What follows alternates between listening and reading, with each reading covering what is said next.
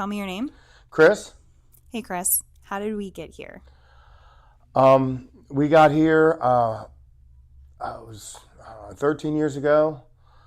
My daughter met a wannabe rock star with a habit, and she was really into this guy, and she started using. It was I was really, really close to her. Her name was Caitlin, and Caitlin and I were super, super close. And her mother and I were on the outs. We were getting divorced or separated, so that was also a struggle. So we weren't really on the same page on how to try to help, even though we had no idea what we were doing. Her mother went the way of tough love. I couldn't do that.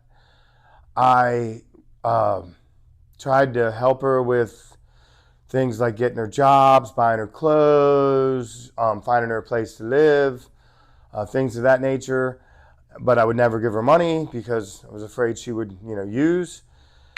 And it was just extremely difficult. It took about 2 years of the substance use before we had to bury her. I got a call, and I don't even know what time it was. It's a loss. I'm at a loss. I got a call, and my then ex-wife had already gotten the call and met her at the hospital, and Caitlin was on life support, and we had no choice. She was brain dead. She had been without oxygen for too long, so we had to had a choice whether to keep her going on life support or not. But me and her mother agreed to let her go.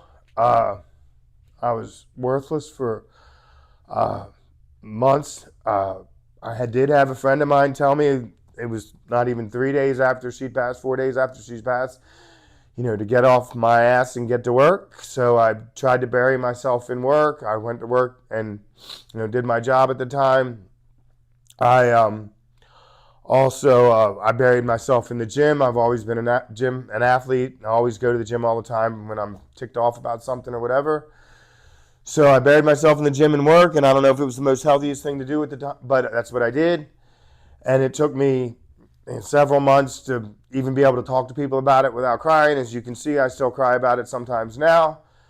I don't know, it was within a year or two after losing Caitlin that I felt like I needed to do something to help somehow. I had no idea what I was doing.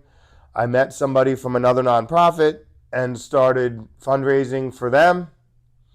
I put together a softball tournament called Caitlin's Games. We raised a bunch of money for ACR, this other nonprofit. I had live music events where we also raised money for them. And I did that for, 4 or 5 years, raised a bunch of money for ACR. And then I stopped with my events. I ended up moving out of state for a couple years, and I moved back here in June of 2022. And I met the people from Voices of Hope at a Coffee and Connections, a Chamber of Commerce event in January 2023. They brought me onto the board of directors. I said, sure, it was exciting. I was just blown away the way they do things, the way they help people in the streets, the way they do harm reduction. And I had never heard of an organization like Voices, and I thought if Caitlin knew of somebody like Voices of Hope back in the day, maybe she'd still be here.